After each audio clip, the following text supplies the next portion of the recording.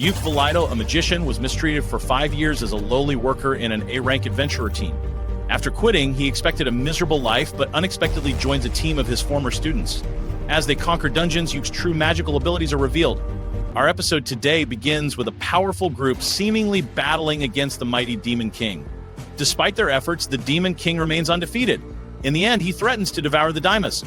At this moment of despair, Saga speaks to the group, encouraging them with "Don't lose hope. Patience is the key to relief. I'm completely optimistic that victory will be ours.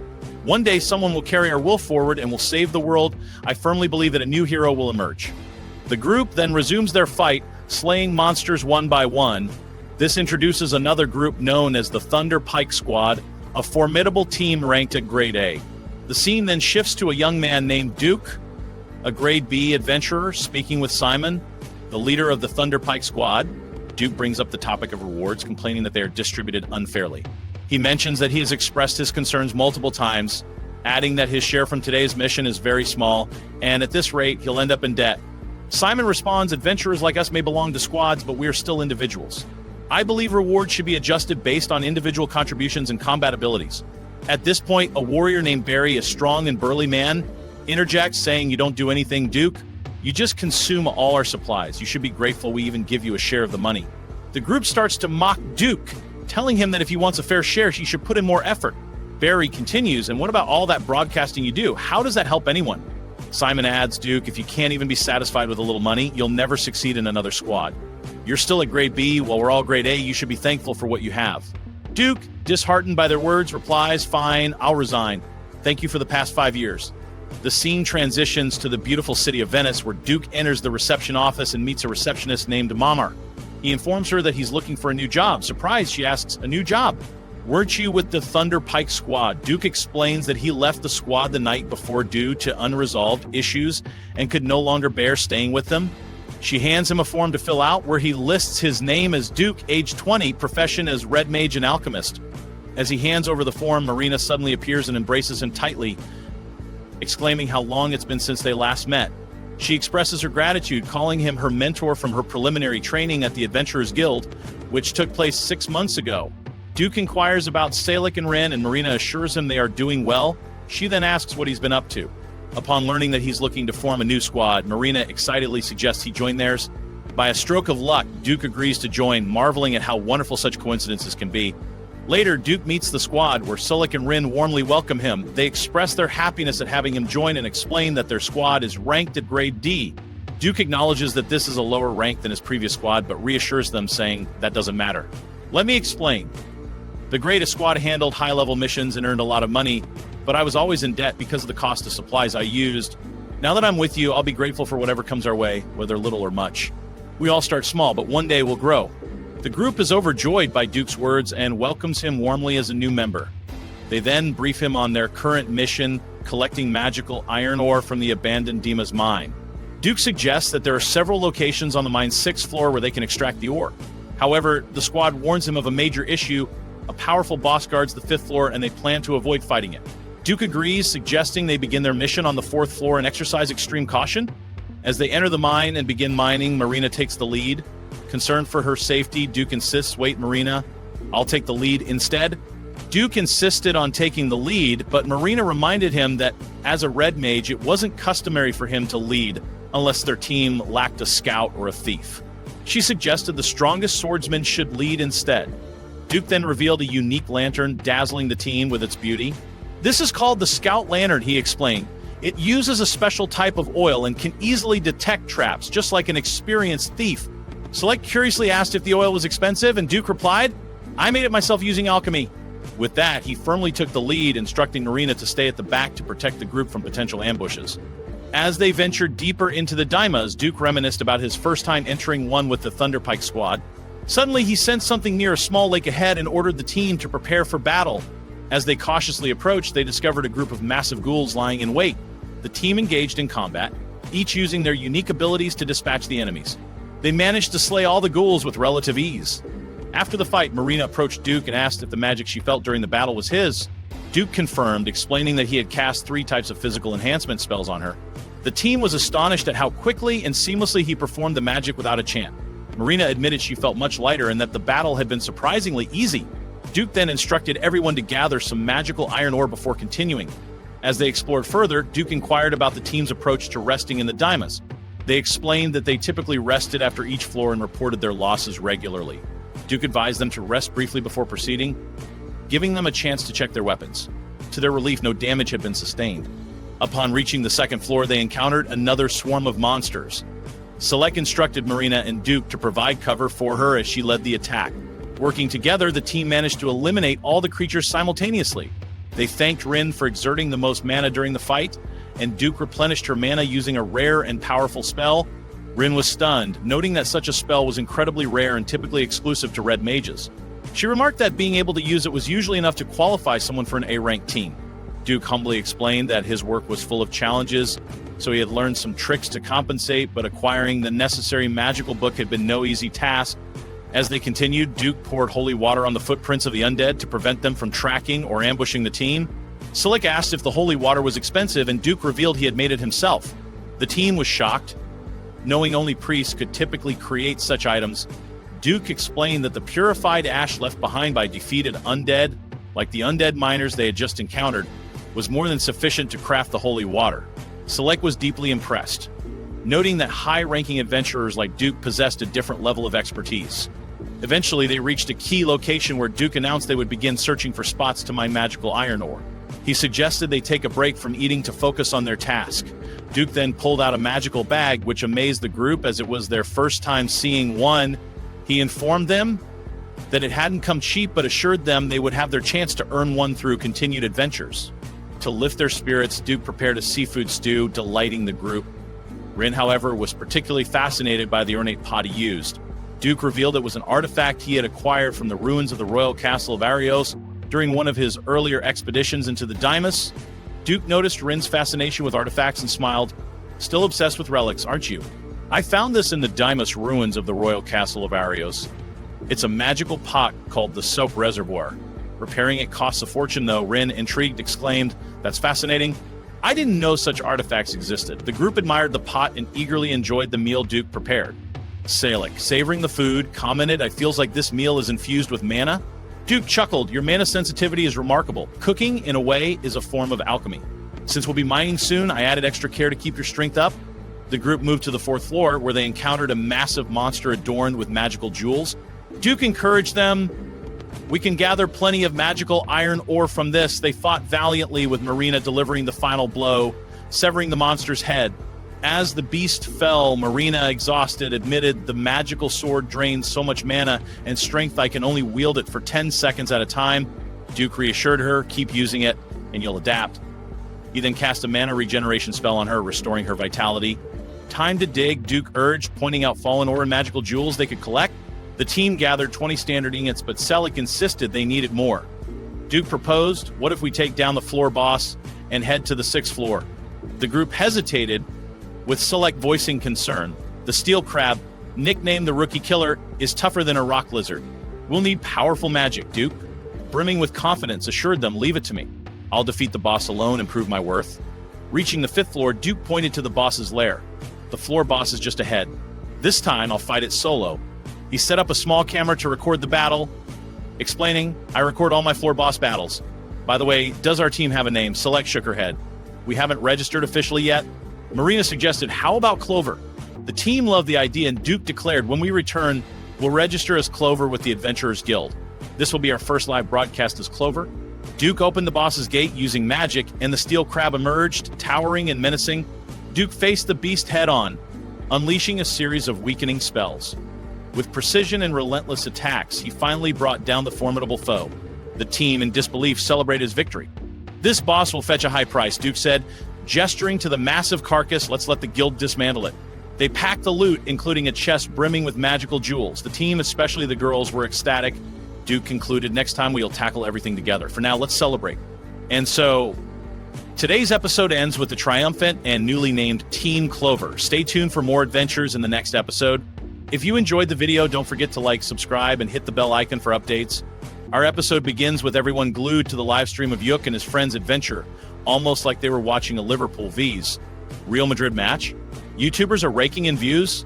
and companies see this as an opportunity to advertise. Through them, everyone is obsessed with the live broadcast.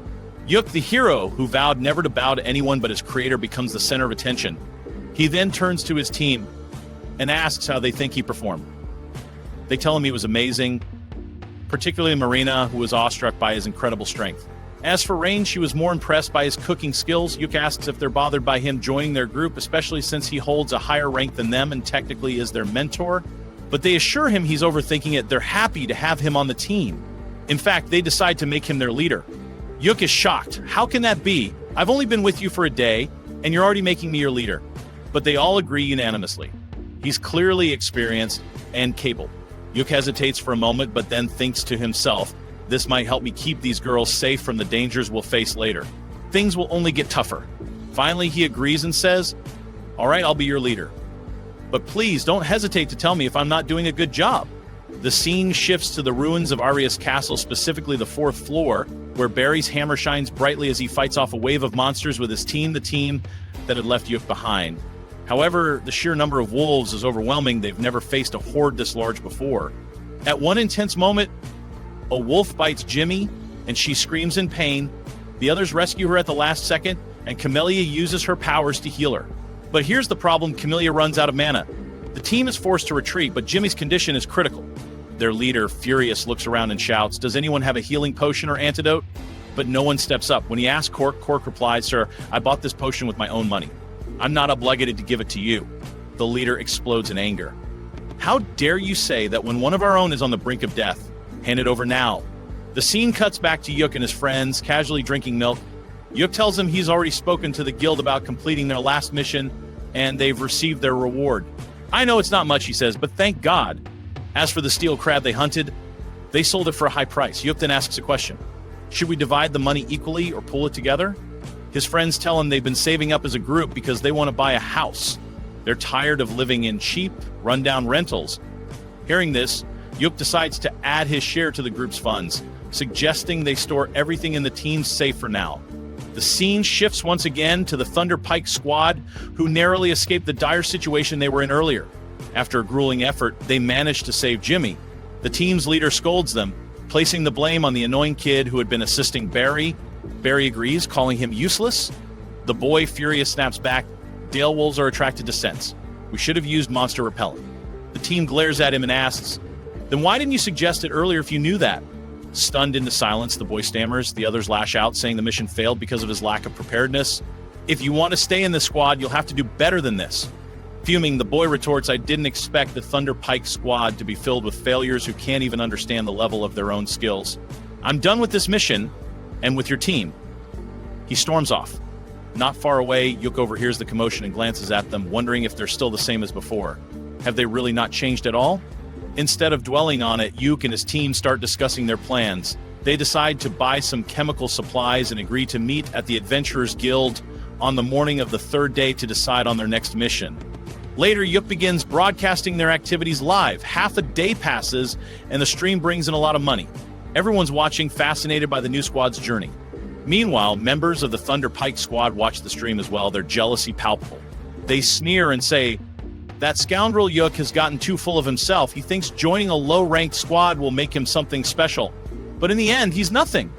While all this unfolds, a man watches Yuk from afar, seething with anger at him. The next day, we find Yuk at the Adventurers Guild, lost in thought. A receptionist approaches him and asks if something is bothering him. Yuk questions her about missions that could provide valuable experience for 3 rookies while also offering high scores or decent rewards. Despite being new, he believes the Clover Girls have the skills to handle rank B tasks. The receptionist shows him a mission, but to Yuk's surprise, it's a rank S task, retrieving 3 stones from Yeoman Falls. He's puzzled. This task seems simple enough to be rank D at most. If it's rank S, there must be something wrong in the Ordained Forest near the lake.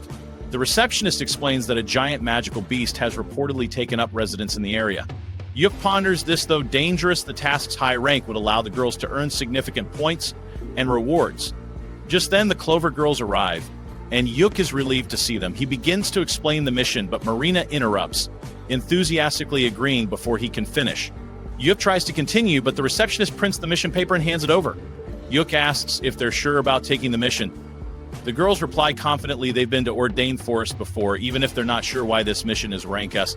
Yuk explains they acted hastily and hadn't let him finish. He warns them that a magical beast has been spotted recently, but the girls insist on proceeding. They need the points and believe they'll be fine with Yuk by their side. Reluctantly, Yuk agrees. He tells them to get ready and meet him at the carriage station in an hour. The girls leave to prepare, and the receptionist hands Yuk the mission paper. She then informs him that Clover's livestream has garnered over 10,000 views, and viewers are eagerly awaiting the next broadcast. Yuk explains that he wants to use the stream to inspire adventurers, and that uncovering the identity of the magical beast would benefit the guild. The receptionist reminds him to adhere to guild protocols, especially regarding the procedures and daimas, to which Yuk nods in agreement. As Yuk exits the guild, he senses someone watching him. He quickly hides, waiting to confirm his suspicion. Moments later, a man appears. Yuk steps out and confronts him, asking why he's been following him and what he wants. The man commands Yuk to leave Clover. Yuk refuses, stating firmly, "I'm not leaving the team I joined 3 days ago. I'm their leader now." Hearing this, the man draws his sword. Calmly, Yuk activates his hidden magic to set a trap for him. The man then reveals his bitterness, saying, "It should have been me instead of you. I told them 1,000,000 times I wanted to join, but they kept rejecting me. I was the one who found them first." Yuk smirks mockingly, further enraging the man. "Shut up if you don't want to get hurt," the man barks. "Leave the team now." Yuk ignores him and starts to walk away. The man tries to attack him from behind, but falls victim to Yuk's trap, collapsing to the ground. Yuk returns to the girls and explains what happened. Silk responds, "That man has been trying to join our team for ages, acting like he's doing us a favor. He's always boasting about himself, but his skills are nothing special." Rain adds, "Honestly, he's dumb enough to draw his sword in the middle of the city. Did he hurt you?" Yuk reassures them, "I'm fine. I left him unconscious in the street. Don't worry about it." The girls apologize, feeling guilty for dragging him into their problems. Yuk dismisses their worries, saying, "It's not your fault. I'll report him to the guild when we return, and I'll deal with him if he tries anything again." To lighten the mood, Yuk hands them some sweets, and they refocus on their mission. They discuss their objective, collecting 3 stones from Yeoman Falls. Yuk believes the task will be straightforward once they reach the lake at the base of the falls. However, the real challenge is the magical beast. He speculates, since it's in a forested area, the creature might be a bear, deer, wolf, or even a wild boar. Yuk recalls that the girls mentioned visiting Ordained Forest before. Silk explains, "Yes, about 2 months ago, but we didn't encounter any wild animals during our trip." Then Yuk tells them that they were lucky to avoid an encounter before, as the magical beast was indeed in the forest at the time. He explains that once they enter the forest, he will activate the cameras to begin recording. If they find the magical beast, the fight will be broadcast live. Their mission is to identify the type of magical beast. He clarifies the live broadcast is crucial. If we face trouble during the stream, the guild will be watching and can send reinforcements. If we manage to defeat the magical beast, they'll know we succeeded. Silka, surprised, says, "I didn't realize live streaming was this important." She seems nervous about this being their debut broadcast. The scene shifts to their arrival at Ordained Forest near the lake. Yuk warns them to stay alert. Silka asks, if rookie adventurers like us take on this mission, wouldn't it be dangerous for them too? Yuk nods. "Exactly, that's why she assigned this task to me. If anything happens, retreat immediately." He then sets up the cameras and begins recording. Turning to Marina, he reassures her, "Don't worry. You're in the front, and the forest doesn't have any traps. Plus, the monsters here usually attack from behind. I'm wearing a magical armor I got from Dima's, so I won't go down easily." Rain comments, "That's a sorcerer's outfit. Its high defense boosts magic and regenerates mana." As they proceed, Silka hears a strange noise and asks Yuk about it. He responds, "That's Yeoman Falls nearby. Let's hope we reach it without any incidents." Suddenly, the magical beast Sunag appears. Yuk immediately identifies it. This is a high-ranked beast that usually lives in the barren northern lands or the deepest dungeon levels. It's the king of beasts in the far north. Its presence here is unnatural. Realizing the danger, Yuk declares Clover isn't strong enough to face this beast. You all need to run immediately. The guild knows our situation from the livestream. Silka, take charge and ensure everyone's safety. But Marina and Rain refuse to flee. Rain casts her magic, and Silka uses her abilities to slow the beast. Yuk, worried for their safety, shouts, "This thing is way too dangerous." But as Clover will defeat it. He uses his magic against Zernog, but the beast dodges every attack effortlessly. Even Yuk's powerful spells have no effect. Marina charges at the beast, but it strikes her down. Desperate, Yuk realizes that only one specific spell might save them. He calls out to Marina, asking her to buy him some time. She bravely distracts the beast as Yuk prepares his strongest magic. The scene ends on a cliffhanger with Yuk unleashing his ultimate spell on the beast. Stay tuned for the next episode to find out what happens to Zernak. If you enjoyed the video, don't forget to like, subscribe, and hit the notification bell to stay updated. Our episode today kicks off with Yuk unleashing his level 5 superpower. He fires it off at incredible speed, but the monster is still standing. Ren steps in, channeling her lightning power, yet they still can't defeat it. That's when Yuk orders Maria to step up and cut off the monster's head. Without hesitation, Maria dashes forward, drawing her cutting sword. With a swift strike, she brings the beast down. The monster's head plunges in the water and its body collapses lifelessly. After an hour-long struggle, they finally won, thanks to teamwork. The victory is broadcasted on TVs everywhere, with people cheering and celebrating. Meanwhile, we catch a glimpse of the leader from Yuk's old squad, fuming with anger at Yuk's triumph over the beast. The scene shifts back to Yuk and his crew, ecstatic over their hard-earned victory. However, Yuk is visibly drained, having used up a significant amount of mana. He admits this battle was far tougher than any they'd faced before. To recover, they decide to set up camp. Yuk pitches a tent and chuckles, reminiscing about the adventurers training camp they attended 6 months ago. As they sit around, Yuk takes a moment to assess his teammates' personalities. He points out their strengths, weaknesses, and areas for improvement. They take his feedback in stride, showcasing just how amazing they are as a team. Soon after, they gather firewood, set up a warning system for nearby monsters, and prepare to hunt a rabbit for dinner. They cook the meal in a pot over a fire while Yuk watches from a distance, thinking this really is the best team. We've outsigned Sander Pike, and every adventure with them is packed with joy. I never imagined I'd end up in a team like this. I'm the happiest man alive right now. The story fast forwards a few days later with Yuk and his team sitting before the Guildmaster. They wonder why they've been summoned. Yuk guesses they're about to get praised for taking down the powerful monster. The Guildmaster, Finis, walks in and immediately demands detailed explanations, brushing aside the brief report Yuk had submitted. Yuk, visibly annoyed, snaps back, "If you wanted to talk, you should summon me alone.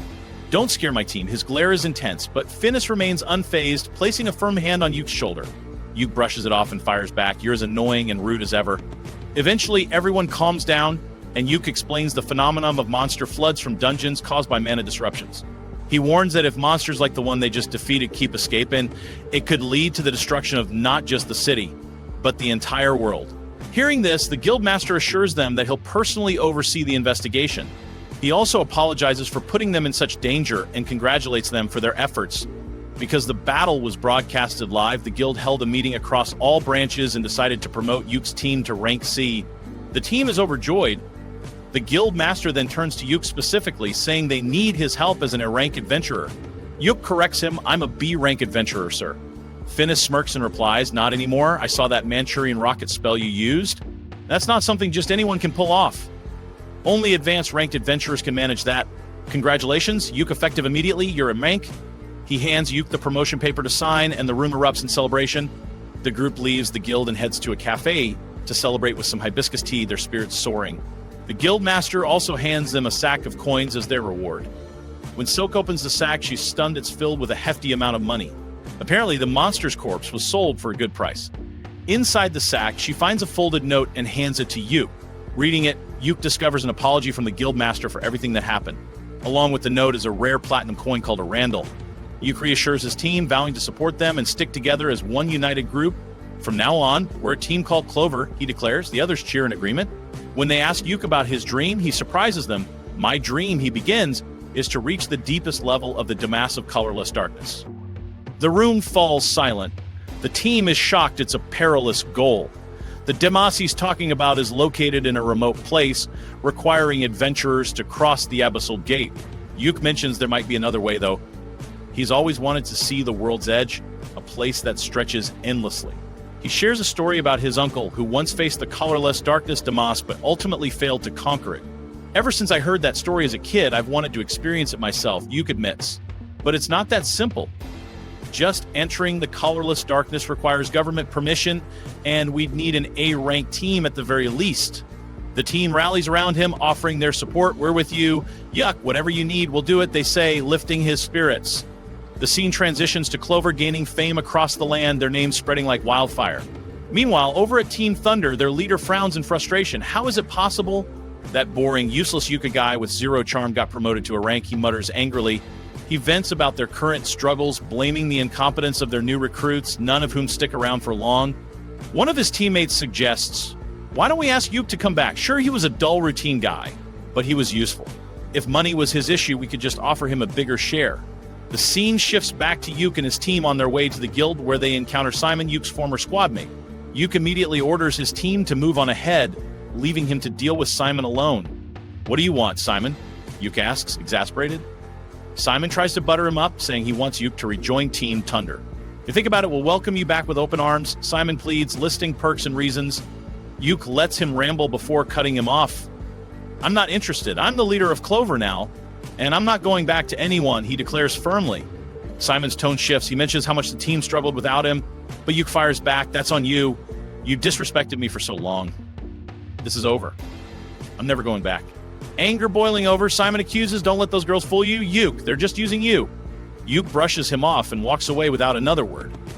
Unbeknownst to him, the rest of Clover overhears everything. Who is that? They ask when Yuk returns. He shrugs. Just my old squad leader, but I'm never going back to them. I'm the leader of Clover now, and that's all that matters. And with that, our episode comes to an end.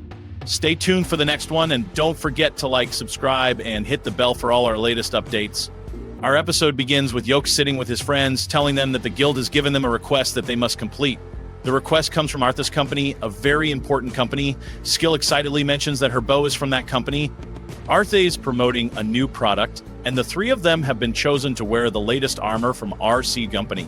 They will also use the footage for promotional purposes. The girls are thrilled, especially Marina, and their excitement grows even more when they find out there's a hefty reward. Not only will they earn money, but they'll also get to keep the armor.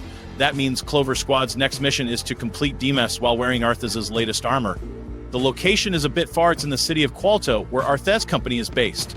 The mission takes place at the ruins of Ion, known as Demas. The scene shifts to when they arrive. Yuk says, I've been here a few times before with Sanderbike Squad when we were just starting out. Just then, the girls walk up to him dressed in their brand new armor. They look stunning, absolutely beautiful. Yuk is taken aback by their appearance and gives them a small smile. They aren't used to wearing this kind of outfit, but they'll adapt soon enough. He then informs them that this time they won't be doing a live broadcast. Instead, they'll be recording directly for Arthes. The recording begins, and then they enter Demas. This ancient ruin is massive, though it only consists of 4 floors. Muhammad leads the way down a corridor that leads to the main Demas, which is also part of the ruins. Their goal is to reach the Demas of the abandoned city. As they explore, they find staircases on the eastern and western edges that they can use to descend. Marina suggests using a rope to climb down, but Yuk warns her that it's too dangerous. To prove his point, he picks up a stone and throws it down. The moment it lands, they realize that hidden electric barriers are in place. These barriers, created with enchantments, prevent anything from passing through. They continue down to the 2nd floor, where Yuk spots a red circle in the middle of the area. It's a trap. He grabs a long stick and moves it toward the red circle. Suddenly, arrows and spears shoot out from all directions. They carefully maneuver past the deadly barrage and head for the stairs, but before they descend, Yuk suggests they have a quick snack. Just as they are about to eat, they suddenly stop. Something is standing in front of them. Everyone immediately prepares for battle. They see 4 massive ghouls. Skill draws her bow, ready to attack, but Yuk warns her to stay calm. She insists that they can't let any of them escape. The ghouls are strong, wearing low-ranking soldier uniforms, and are classified as S-rank monsters. Yuk tells everyone to stay alert and watch their movements carefully. We'll start with magic and arrows, he says, then Marina will attack directly while Skill provides support. Rena launches a fireball at them. Then, Yuk hurls explosive rocks from all directions. Finally, Skill finishes them off with a barrage of arrows. Marina uses her sword to slice one of the ghouls clean in half. She then leaps into the air and splits another one in 2. With that, the battle is over. Yuk collects a golden fragment from the defeated ghouls. Meanwhile, Marina finds a letter among the remains. When Yuk reads it, he realizes it's a memorandum about inspiration. It describes an ancient artifact that can reveal hidden abilities. While it's not worth much, selling it would be a waste. Instead, they decide to restore it themselves. He explains, when used, this artifact slightly enhances a person's talent, but only for the one using it. For example, you could develop a secondary job or gain a new skill. They decide that Marina should use it, as she currently only has 1 job class. Marina agrees. The scene shifts to them preparing a meal. They're all starving. As they eat, they discuss the battle, magic abilities, and a special magical bag that can store anything. If they find one, Skill will get it first. Before they set off again, Yuk suggests reviewing their gains and losses. Each person recounts what they used in battle. Skill reports, I used 5 arrows, I have 20 left, and with that they prepare to continue their adventure. Yuk and his friends return to their mission and head to the 3rd floor. Yuk warns them to stay alert since they don't know where the monsters might attack from. Skill asks if there are any bosses on this floor. Yuk replies that they were once seen at the gate of Dimas, the abandoned city, but no one has encountered them in the past 10 years. According to records, many shadow stalkers guard the gate, lurking in the darkness. However, despite reading about them, Yuk has never actually seen one himself. Marina asks what these creatures look like. Yuk explains that some stories describe them as solid black silhouettes with glowing eyes. Suddenly, they see a creature that matches Yuk's description exactly. Yuk is stunned. He hasn't seen one in over a decade. He quickly asks his friends to record it and reassures them that the creature won't be able to attack right away since it cannot cross the corridor. Still, the way it silently watches them is unnerving. But then, out of nowhere, the monster manages to cross the corridor. Yuk immediately orders his friends to prepare for battle. He pulls out a multi-enhancement scroll. Marina charges at the monster, ready to strike, but she fails to land a hit as the creature counterattacks, knocking her to the ground. Rena rushes to her side to heal her. Meanwhile, Yuk and Skill work together to launch an attack. The monster lunges at Yuk, slashing his face. Yuk ignores the wound and keeps charging forward, determined to land a hit with his sword. However, the monster suddenly casts a spell, placing a curse on Yuk. He loses consciousness and collapses. Seeing this, the girls quickly come together. Rena attacks with the spear in her hands, while Skill prepares her enchantments. She senses the monster is about to strike Marina, so she yells for Rena to cast a Saint's Blessing spell on Marina. Rena does so just in time, shielding Marina from the monster's attack. Rena then decides to use a wide area magic spell, aiming at the creature, but before she can hit it, the monster vanishes only to reappear right in front of Skill, launching projectiles at her. Just then, Yuk regains consciousness. Without hesitation, he uses a light shield scroll on the monster, knocking it to the ground. He follows up with a barrage of enchantments, unleashing relentless attacks. The girls assist him, and together, they finally defeat the monster. Everyone celebrates their victory. Their mission was a success. Yuk thanks his friends, admitting that without their help, he wouldn't have been able to take down the creature. He then asks for their thoughts on the monster. Rena comments that it looked like a corpse, but its magical energy was chaotic. Yuk, puzzled, remarks that the creature shouldn't have been able to cross that inaccessible corridor between floors. When asked about their next move, Yuk informs them that they're now on the lowest floor. Their priority is to complete the mission before leaving Dimas. Rena asks if they should livestream their findings, but Yuk prefers to avoid broadcasting without the client's permission. Doing so might get them into trouble. Instead, they'll report their findings to the Adventurers Guild in Qualto once the mission is complete. He's confident that Arthez won't mind the guild reviewing their footage for investigation purposes. Before they leave, Rena insists on treating Yuk's wound. She also reminds him that he doesn't have to carry all the burden alone. It's not good for him. She then asks the others to check their gains and losses. They confirm that everything is fine and there are no major issues. With that, they exit the dungeon. This floor is the deepest part of Dimas, the ruins of Ion. The massive gate before them is the entrance to Dimas, the abandoned city of Audred. Yuk explains to his friends that people once lived here and the ruins were once filled with various shops. Skill asks what's inside Audred, and Yuk replies that they'll have to find out for themselves later. He mentions that this dungeon remains largely unexplored, meaning there could be an abyss gate in its deepest levels. Rena comments that some believe abyss gates are ancient artifacts created by an old civilization to allow passage between different worlds, so they might be scattered across various locations. As they reach the massive gate, Yuk tells the girls that all they need to do is touch it to complete their mission. The scene transitions to the Adventurers Guild in Qualto, where Yuk and his friends submit their report. Skill asks what the guild had to say. Yuk explains that he reported their mission completion, submitted the footage, and informed them about the Shadow Stalker encounter. Upon hearing this, the guild requested to meet with Yuk and his team. Since they had already planned to take 2 days off, they decide to stay in Qualto for a short break. The girls eagerly agree. They're excited to go sightseeing, explore ancient relics, and visit the city's famous botanical garden. Yuk assures them that he'll take them wherever they want to go. Then he points out a restaurant of them that serves delicious chicken dishes. After all, supporting each other after an adventure is part of the job too. And with that, today's episode comes to an end. If you enjoyed the video, don't forget to hit the like button, subscribe to the channel, and turn on notifications. Our episode begins in the Murung Waterway where the Sanderbike team is on a mission. They are sitting and eating, but the food isn't good. They mention that when the boy who handled routine tasks was with them, he used to cook delicious meals. They were referring to Yuk. He was really useful. However, their leader reminds them to stay focused on the mission and asks if they are ready. He then inquires about their mana potions and their stock. One of his friends didn't bring any, relying entirely on Camellia. Camellia tells them not to depend on her for everything as mana potions are expensive. The leader then orders Jamie to prepare the live broadcast immediately. Jamie informs them that it will be ready in just a few minutes. Everything is set and they proceed with their mission. Unfortunately, they fail to complete it. The scene then shifts to the guild girl who tells them that was a quick failure. If your ratings keep dropping, there is a high chance your rank will be lowered to a lower adventure tier. Everyone is shocked and stunned. She then offers them rank C missions, saying they are too weak for rank A. They argue that it isn't their fault and complain that she hasn't assigned them any new members for a while. She insists that the mission was a failure and ends the discussion, leaving them frustrated and angry. As they eat, they discuss how unfair it is that she might lower their rank. They worry that high-ranked missions will be too difficult for them since there are only 4 of them. Camellia suggests, fine, we can find a new member, you're our leader, so make it happen. They consider bringing Yuk back, but he has gained immense fame. How can they convince him? They need something that will interest him. They realize that they must challenge the colorless darkness, a faraway place. It was Yuk's old dream. He always said he wanted to see the world's end like a child fascinated by the unknown.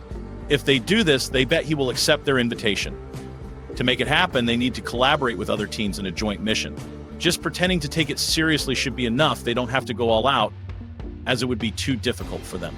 The scene then shifts to Yuk and his group. They are surprised to find that the ruins of Dima's Aeon are temporarily closed for investigation.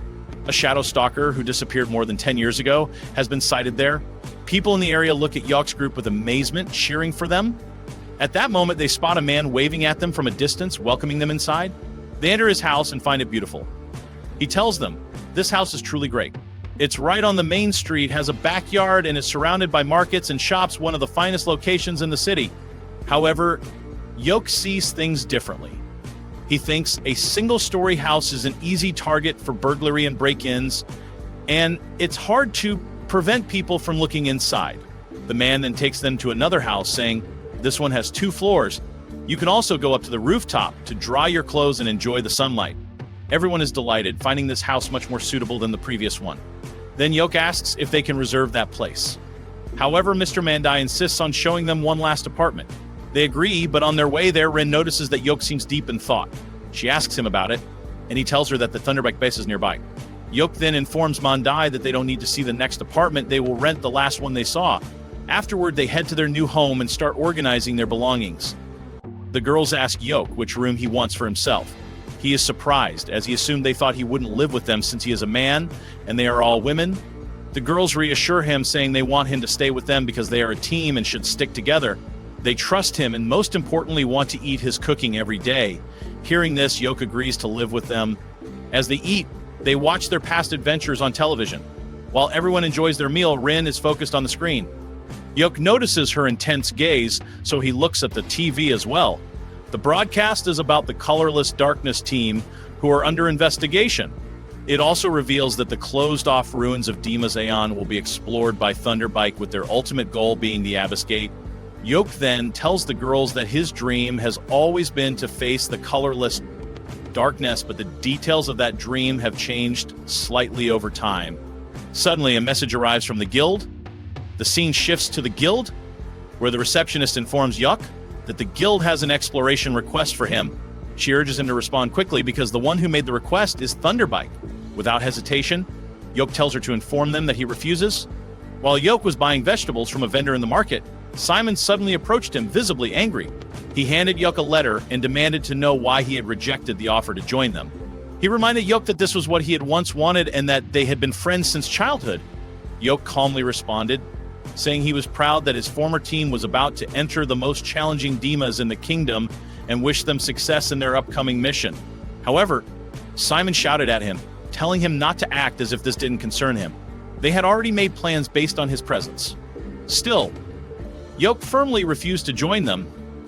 He then raised his voice, saying that sending an exploration request to a member of an active team was nothing short of unwanted begging. It was a major breach of etiquette. Moreover, since it was just a request, he had every right to reject it. Simon countered, saying that Yuk had left of his own free will, causing them many difficulties. He even admitted that the entire investigation into the colorless darkness was arranged specifically for Yuk. At this, Yuk's expression darkened. He told Simon not to talk about his departure as if it had been one-sided. They had placed everything on his shoulders except for combat. He had been the one preparing adventures, searching for missions, and gathering all the information needed to conquer Damas, making things easier for the rest of them. Day after day, he carried that burden, trusting they would one day understand, but they betrayed him. He no longer wanted anything to do with them. Simon tried to laugh it off at saying they were still comrades chasing the same dream and that this time they would succeed. But Yuk didn't listen. He coldly told Simon that it was too late. His comrades were now the members of Clover, not Thunderbike.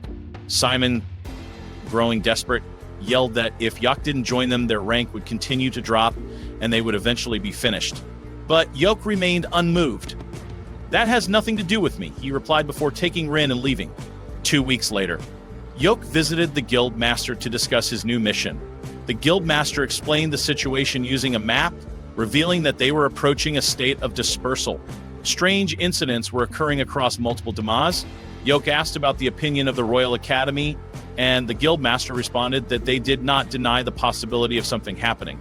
Yuk immediately understood Thunderbike had been granted permission to investigate the colorless darkness without much resistance. The guild master continued, suggesting that the investigation might be connected to the dispersal phenomenon. He wanted Yuk to submit a nomination for his team, Clover, but Yuk refused, stating that sending a rank C team on a mission they couldn't handle was irresponsible. He then asked if any other high-ranking teams besides Thunderbike were involved. The guild master sighed, revealing that Scordia had already grown tired of Thunderbike and Grant Blue, withdrawing from the mission entirely. No other teams had even submitted a formal request. At that moment, the guild master handed Yuk an important document. Excitement lit up in Yuk's eyes. It was the only existing record on how to defeat the colorless darkness. This was the official document confirming the existence of the Abyss's Gate. The guild master then clarified that he wasn't asking Yuk to conquer it, only to investigate. But Yuk refused, stating that his goal was to conquer it and move forward. The guild master advised him that adaptability was a necessary skill in that particular Demas. He needed someone like Yuk, someone capable of handling anything. He then handed him an exit scroll, telling him it would be his to use. Yuk was thrilled, but also felt the guild master was being overly generous. However, the guild master simply stated that he needed first-hand, reliable information. If he could go himself, he would, but due to his position, he couldn't leave his post. What mattered most to him was obtaining a report from a source he could trust. The secretary hands Yuk a document detailing the investigation mission into the colorless darkness, requiring a full report. The team assigned to this task will be granted temporary rank status for the mission, as decreed by King Wilmelia. Yuk smirks, feeling important, says he will discuss the matter with his teammates back at home. Yuk gathers the girls and explains what happened, immediately telling them he intends to refuse. "But I can't complain about the reward," he admits. "I'm sure our ranking will increase significantly. Still, we lack preparation and experience. We need a lot more before we can even think about facing the colorless darkness." Silk speaks up, "Regardless of our experience, I believe we can prepare. We're fortunate to have the latest armor. This is an opportunity for us. One day we're going to enter Dymas and search for the Abyss Gate. We should treat this as a good chance to explore it." Marina agrees. She's right. "If we don't take this opportunity, the lack of experience you just mentioned will haunt us forever." Yuk hesitates, then admits, "I'm scared." Rin gently reassures him, "Don't be. We'll be with you every step of the way. All we ask is that you trust us. We'll walk with you toward your dream." Silk adds, "We'll come up with a plan based on our past mission broadcasts. If you've thought through everything and prioritized our safety, then we need to be strong enough so you won't have to worry."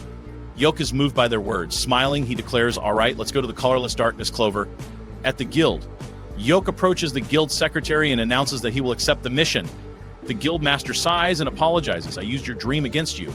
Yuk shrugs. "I discussed it with my teammates, but we want to request a scout to improve our chances.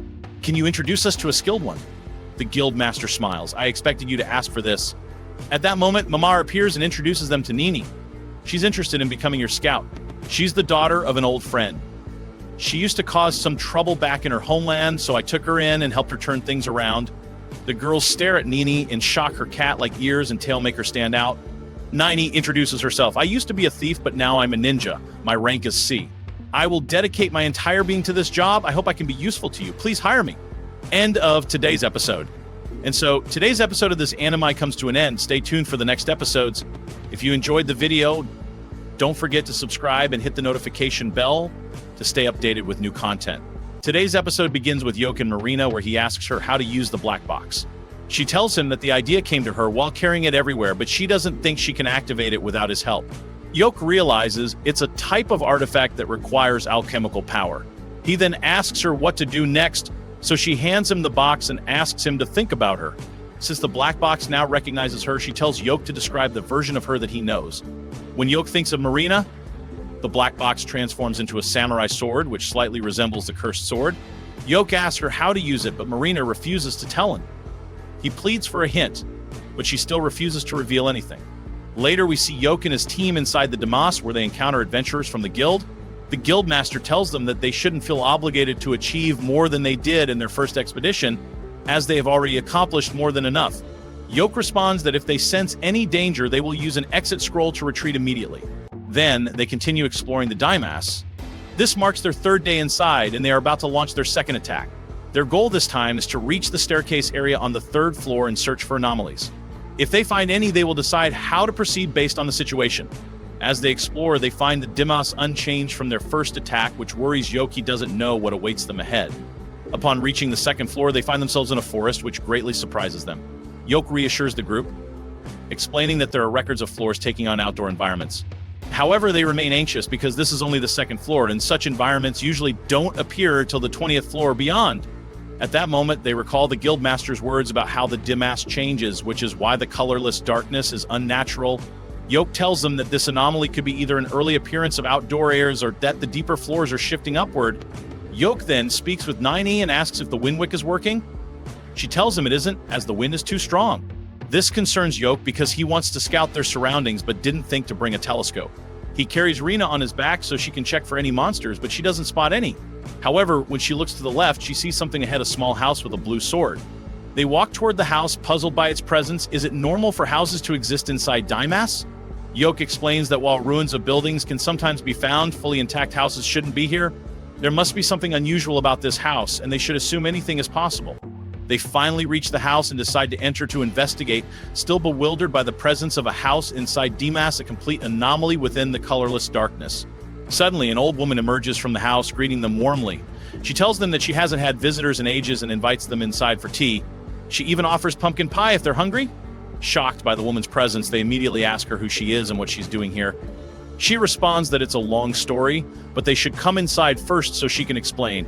Yuk, however, refuses her offer, stating that they are adventurers and this is Damas, they can't just accept hospitality so easily. At that moment, the old woman's voice changes. She warns them that the sun is about to set. As soon as she says this, night suddenly falls over the area. The house itself begins to change, growing larger. The group quickly realizes that this is an illusion. Something is wrong with the spirits. There's a disturbance in the balance. Then, without warning, the old woman transforms into a young girl. She smirks at Yuk, telling him that he almost crossed the threshold and stepped inside.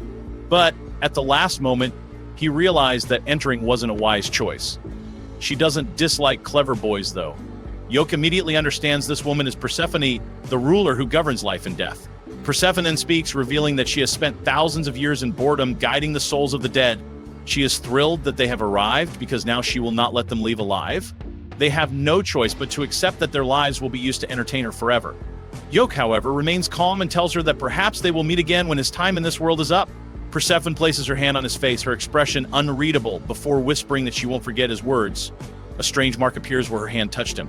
Sensing imminent danger, Yuk orders his teammates to run. He shouts that this is Persephone, the pale eternal ruler, which means they are now in the land of the dead. As they flee, they begin to feel their mana being drained. Yuk urges them to move faster before they are completely depleted. He warns that creatures of the night may appear soon.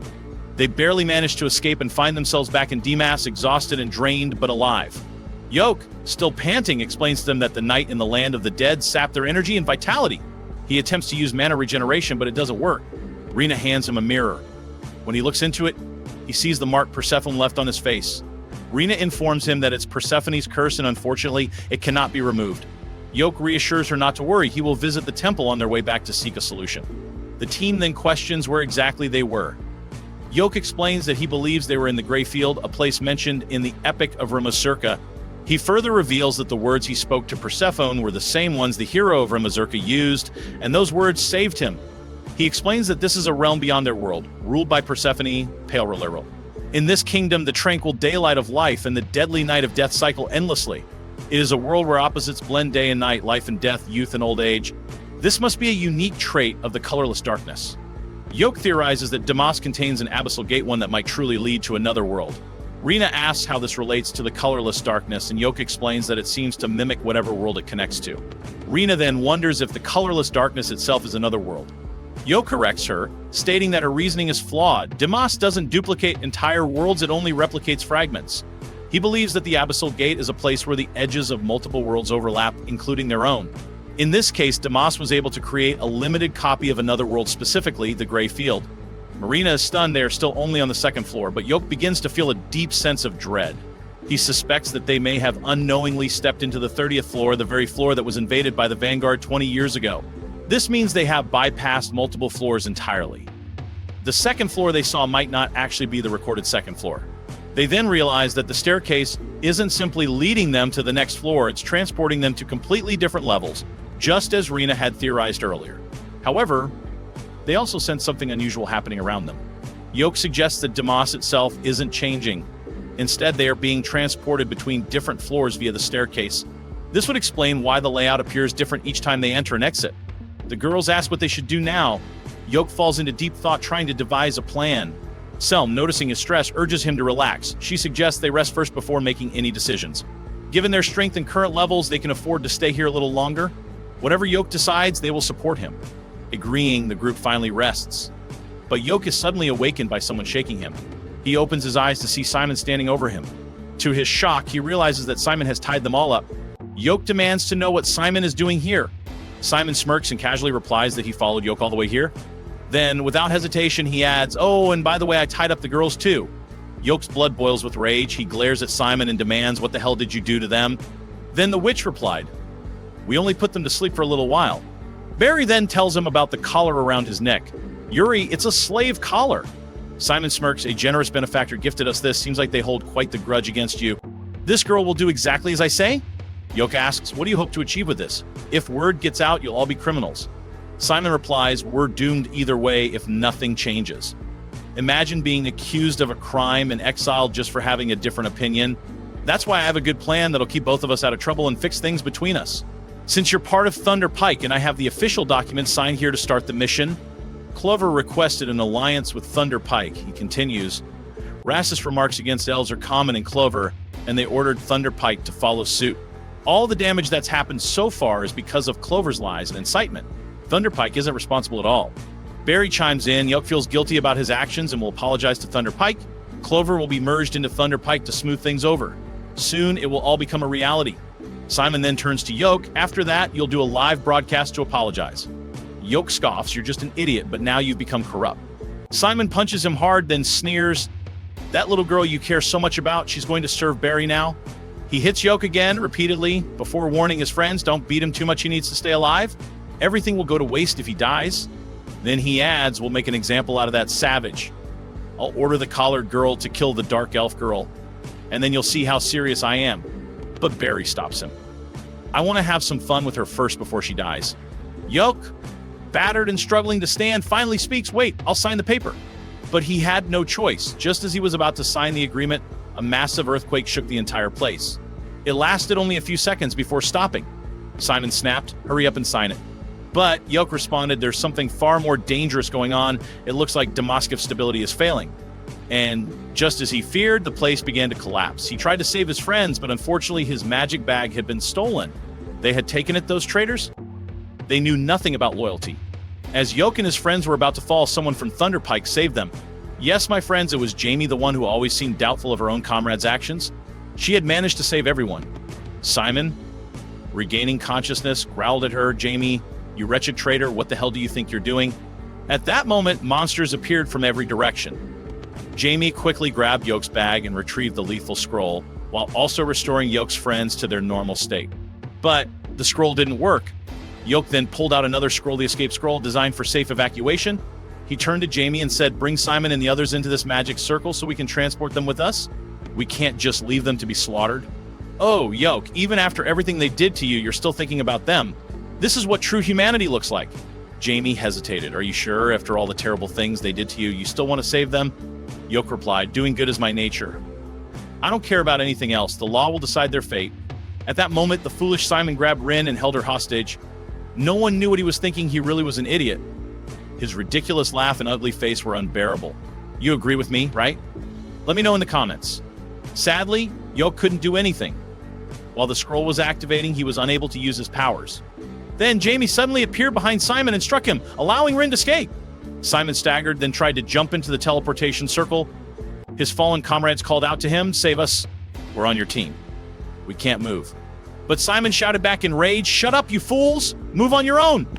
At that moment, Jamie fired a shot, hitting Simon in the leg. Yuk shouted to her, "Hurry up and get in." The circle is about to activate. But Jamie, she couldn't move in time. The teleportation circle activated, and Yuk and his friends vanished from the collapsing ruins. As for the other team, it seemed they were about to meet a gruesome fate. What will happen to those miserable fools? Stay tuned for the next episode, but first, make sure to subscribe and hit the notification bell so you don't miss anything. Jimmy starts speaking at the beginning of our episode. The medicine that Yuk always prepared for me, I never realized how expensive it was. If I had known, I wouldn't have kept asking for more without paying him. Honestly, I disgust myself. I'm really terrible. I didn't understand that Yuk was kind-hearted and cared for everyone until he left for the Clover Guild. He worked so hard to keep us all safe, but unfortunately it's too late now. Maybe I'll never see him again. And I'll never be able to apologize for what I did to him before. It really hurts me that I couldn't apologize. Maybe if I had apologized from the start, he would have invited me to join Clover. He's kind and compassionate. He would never refuse such a request. At that moment, someone calls her name. She steps closer to the camera, or rather the magical gem, and it becomes clear that she was recording this message for everyone to see. She then says, "Listen carefully. Every evil act committed by Sander Pike is recorded on this magical gem. I believe it will be useful to you in some way. I'm really sorry, Yuk." The scene shifts to Yuk and his team as they listen to Jimmy's words. They feel deep sympathy for her. Yuk looks devastated and says, "I wish I could have saved her. She did everything she could to protect us, yet I left her to die." His comrades try to reassure him, saying, "Don't blame yourself. There was nothing you could do." Just then, the Guildmaster speaks to Yuk. "Listen carefully. We've received a distress signal from the colorless shadows." The signal appears, and Jimmy's voice comes through, but without a visual. She says, "Can anyone hear me? The colorless shadows are in grave danger. The floors are collapsing." The Guildmaster then informs them that the signal came specifically from Sander Pike's team.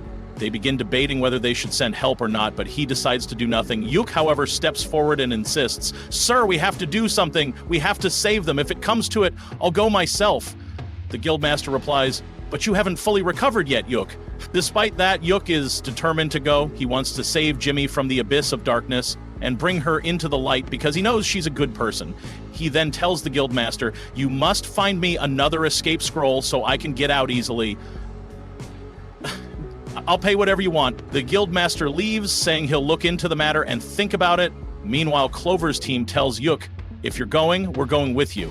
You'll be reckless if you go alone." Rin also decides to go with them, but her collar restrains her. Yuk then calls her over and easily deactivates the collar, setting her free. And then, the curse mark on Yuk's face appears. He smirks and says, "I think the sage I met took a liking to me. In her own way, she granted me that powerful skill." At that moment, loud knocking comes from the door, followed by a frantic voice shouting, "Let me in! Let me in! I know you're back!" Yuk opens the door and glares at the man. "What do you want? And why are you banging on the door like a madman? You should leave now." The man, furious, tries to attack Yuk, but Yuk swiftly counters, striking him in an extremely sensitive spot. As the rest of the team deals with the guards, Yuk looks at the man and says, "If you're pinning your hopes on Simon, you should reconsider. He's dead." The man's eyes widen in shock, and anger boils over. "No! That's impossible! I was sure he had accomplished our goal!" Then, he pulls out a magical stone and turns to Rin, calling her forth. At that moment, Yuk realizes the man is the benefactor who holds a grudge against him, the one who provided him with the forbidden relic.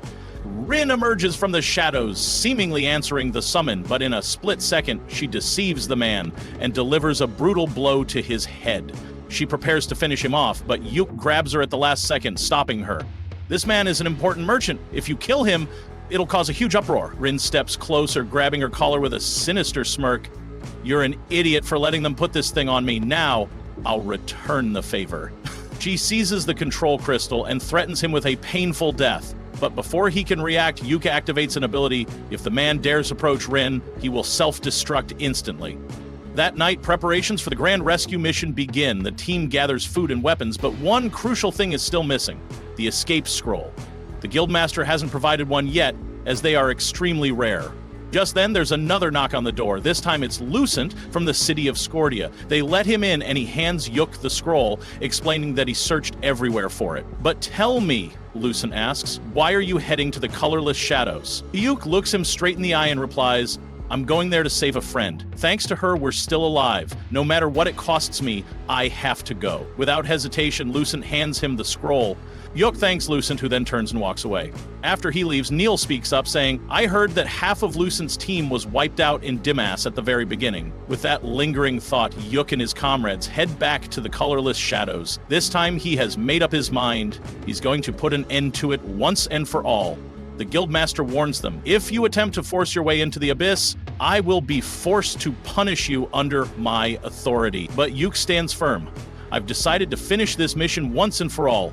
If I back down now, I don't deserve to call myself an adventurer." The Guildmaster then asks, "Are you even sure you can locate Jimmy?" Yuk replies confidently, "I'll do something to make it possible." He and his team had gathered all the knowledge they could about the colorless shadows. That's when they realized the truth.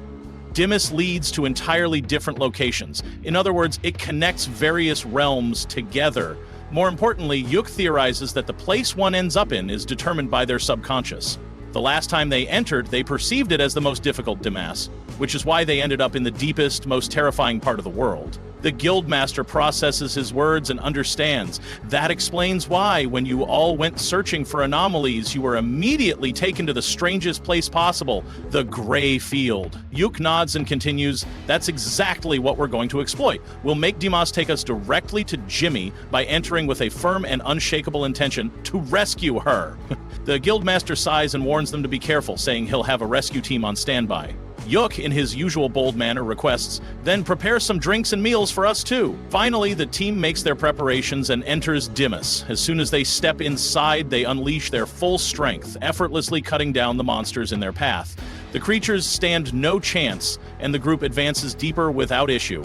As they descend a set of stairs, Yuk focuses all his willpower on reaching Jimmy. Suddenly, before them, a bright, glowing space emerges. At first, they think they've arrived at the Gray Field again. They hesitate. They don't want to go back there. But as they step forward, they realize their strategy has worked. The place they arrived in is completely destroyed, but they spot something: Venice. That confirms it. Jimmy is here.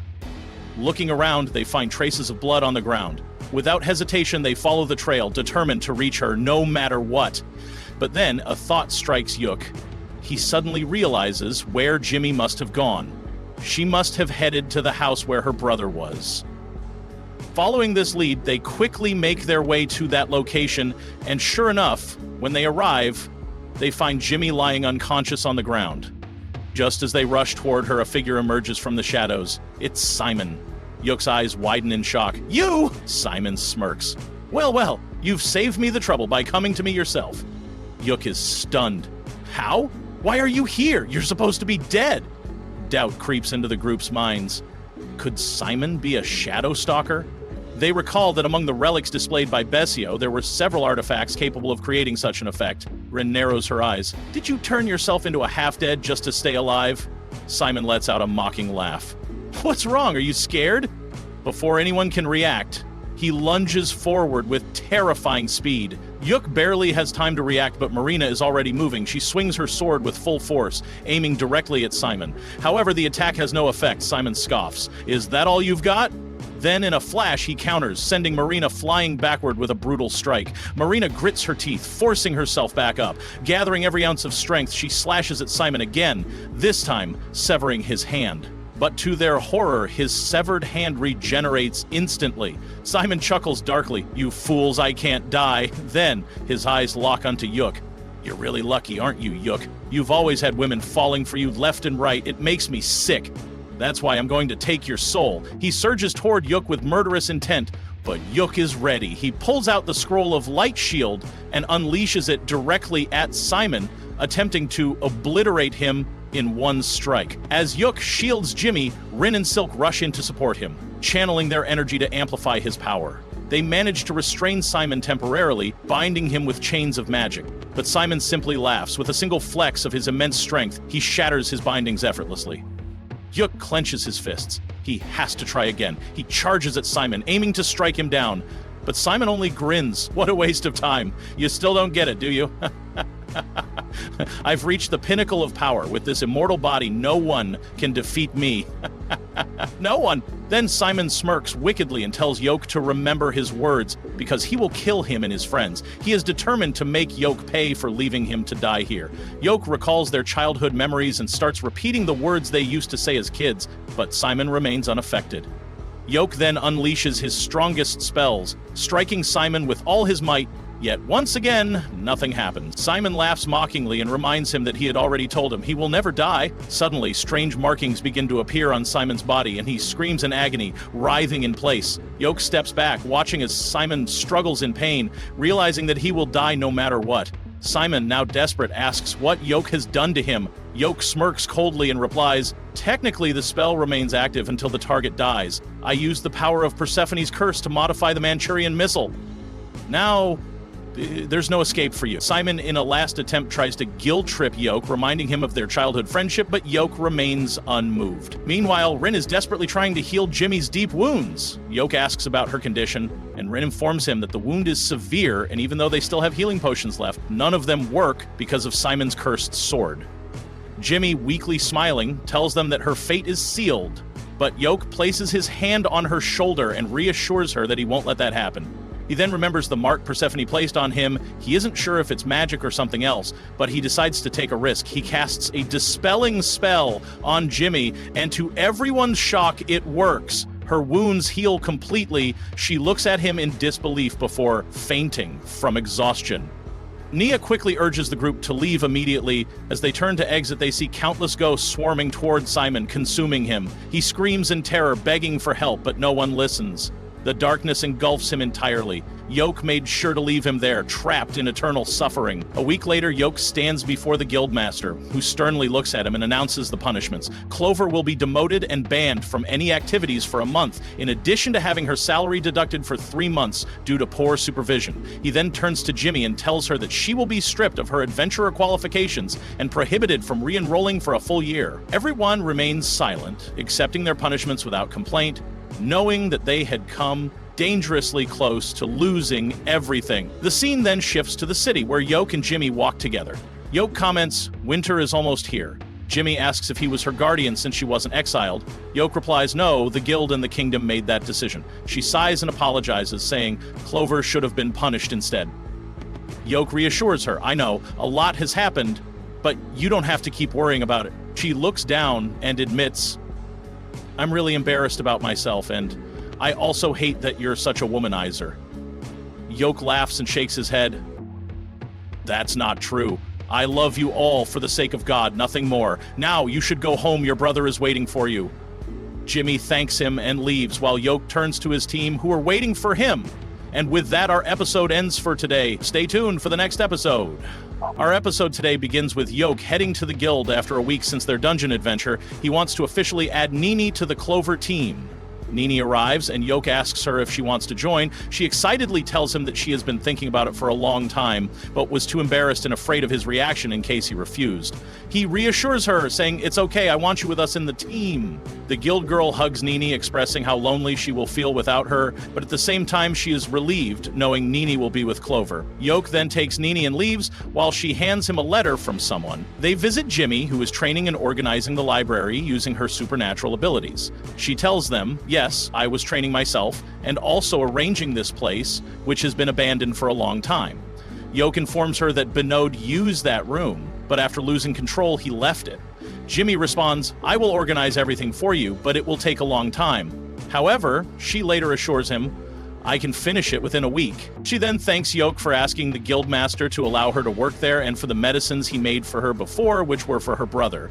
Yuk then tells her that Silk asked him to tell Jimmy to come after her work, though they didn't specify why.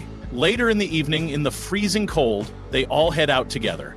Yuk mentions that he used to love snow and would play in it all the time as a child. He reminisces about his childhood, throwing snowballs and enjoying unforgettable days. Jimmy suddenly slaps him on the head when he zones out and tells him, "I know what you're thinking. You always love playing and having fun." When they arrive home, they find that the other women had prepared a surprise. They warmly welcome Jimmy and Nini to the Clover team. Both of them are overjoyed by this momentous event. However, Jimmy apologizes, saying, "I've caused you all a lot of trouble when I was with the Sander Pike team. Simon was a fool, and Barry was even more foolish than him.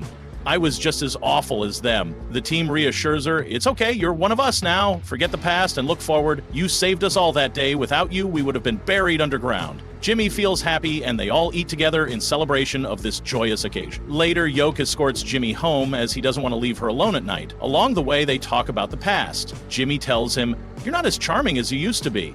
5 years ago, when Sander Pike was first formed, you were adorable and funny.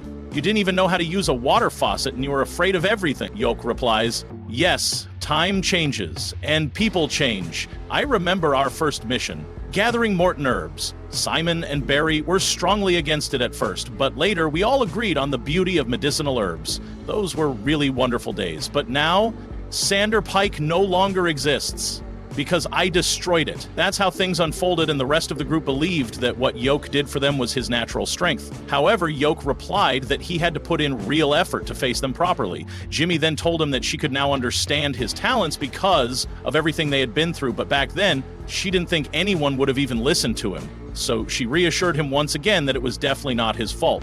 She also told him that when she returned to adventuring in a year, she would work hard to catch up with them and wouldn't make mistakes this time.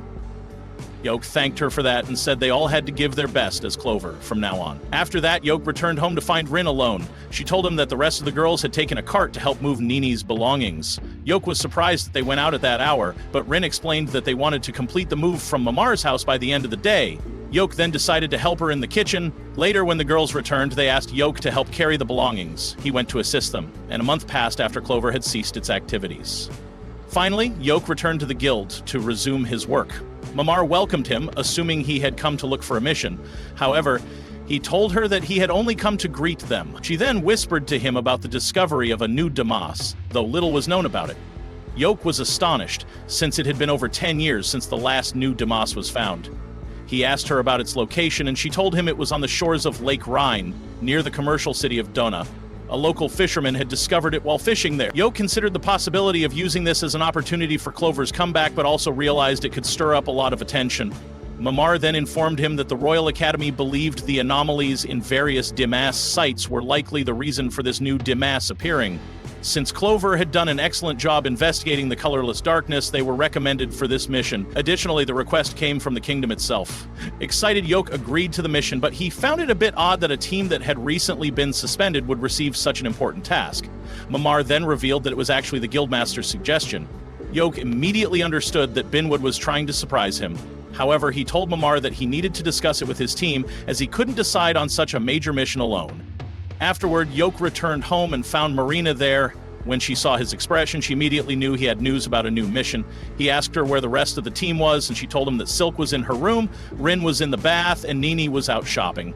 He then told her he would discuss the mission details with everyone over dinner so they could decide together whether to accept it or not. Shortly after, Rin came to Yuk. Just by looking at his face, she could tell there was a new mission. She told him that if they succeeded in this Dimas, it could lead to another opportunity regarding the colorless darkness. She then went to take a nap. At that moment, Silk arrived and also noticed that Yoki had news about a mission. He told her that he planned to inform everyone at dinner but decided to tell her first. A new Dimas had been discovered and they were tasked with conducting an initial investigation.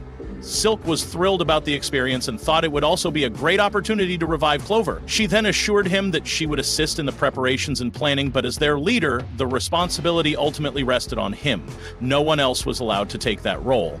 Yuk told her that he hadn't received the full mission details yet, so he would return to the guild to gather more information before they made a decision.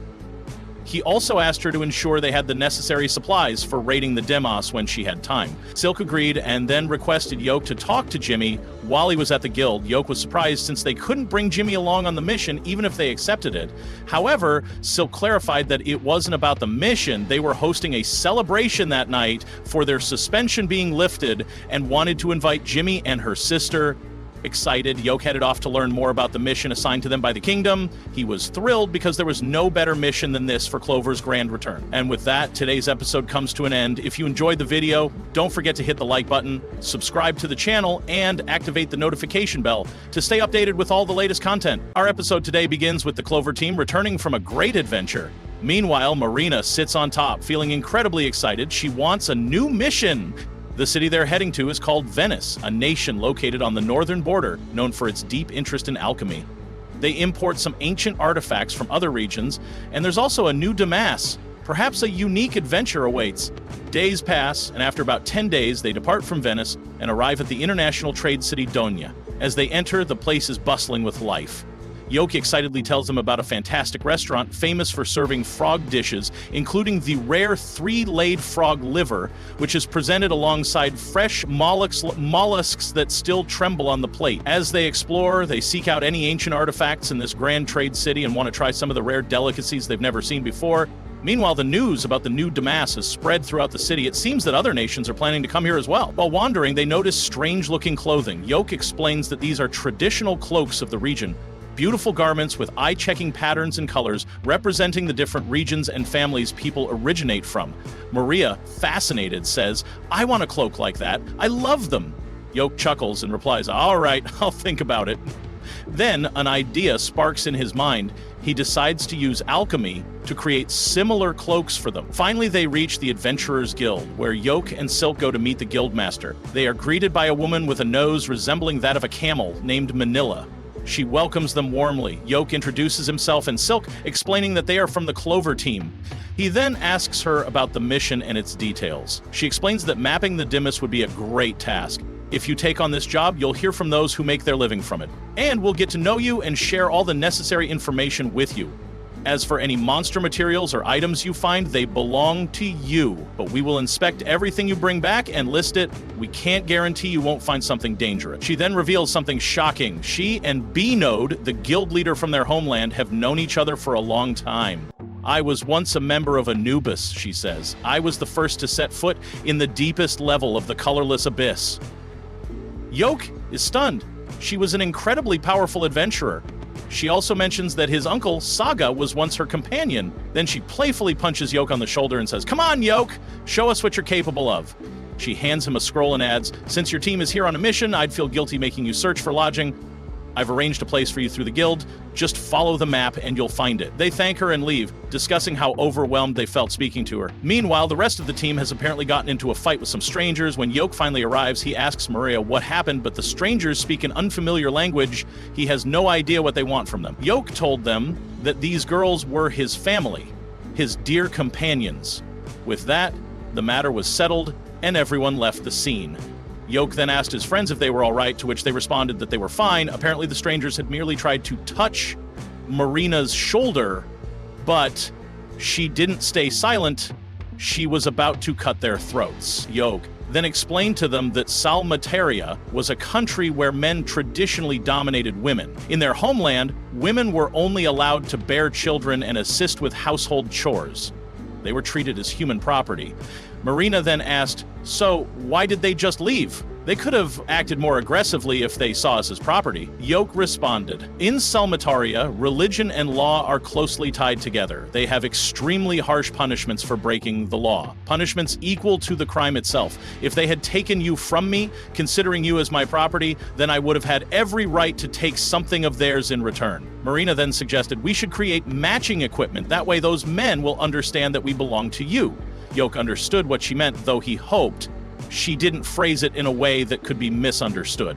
Regardless, he decided to prepare something as soon as possible. Just then, Rin interrupted them, pointing out that Yok's Salmatarian language wasn't entirely correct. Afterward, they headed to the Singing Deer Inn, where they were warmly welcomed by Vina, the innkeeper. She assured them that she would take care of them throughout their stay. She also mentioned that she was a huge admirer of their team, Clover. Silk responded, "I feel really comfortable here, as if I'm in a nature reserve. It's like a family visit." Vina then informed them that the guild would cover all their expenses, so they didn't have to pay for anything. They could eat whatever they wanted. Marina was thrilled, delighted that she could eat as much as she pleased. Vina then told them, "This inn is exclusively reserved for your team during your mission, so please make yourselves at home. I'll do everything I can to make you feel comfortable." She then apologized to Silk, explaining that she had assumed Silk preferred not to be around too many people, so she had closed off the inn to the public. Silk thanked her, admitting that she had never been here before and was feeling a bit nervous. Vina then told them they could use any room they liked on the second floor before inviting them to see the inn's main attraction. She led them to the rooftop garden, where they discovered a natural hot spring. "This spring will help you relax and is great for your skin," Vina explained. Everyone was amazed. They had never seen anything like it before. They eagerly decided to try it, and the moment they stepped into the warm water, they found it incredibly soothing. After their bath, they enjoyed a delicious meal. The girls sat together, eating happily. Vina even brought them extra food. The next morning, Yoki gathered them for a meeting. "Tomorrow, we'll be entering the new Damas," he announced. They discussed their plan. This Damas had been recently discovered on the shores of Lake Rhine. Their strategy was to proceed just as they had in the Colorless Abyss, broadcasting their mission live while attempting to clear as many floors as possible. Yoke suspected that by the time they reached the 5th floor, the dungeon would be open to the public. That would be their first goal. The only information they had was that the first floor was an underground waterway. Everything else remained unknown. Based on the location, Yoke speculated that its monsters would likely include aquatic creatures, rats, insects, and slimes. Additionally, this would be a race against other teams to see who could complete the Damas first. Yak informs them that the other teams chosen by the kingdom to participate are Volbound, a rank B team from Dona, and Misty, a rising rank B team from the capital, alongside their own team, Clover. Regarding the race, he expresses his desire to advance without overthinking it. Silk then asks, "Do you mean we won't be actively competing in the race?" To which Yoke replies, "Yes, but from our perspective, the other two teams have more experience. If we push ourselves too hard trying to keep up, someone might get hurt. We should just act naturally and complete our task as we always do." Marina then asks, "How far do we hope to get on our first attempt? What pace should we maintain?"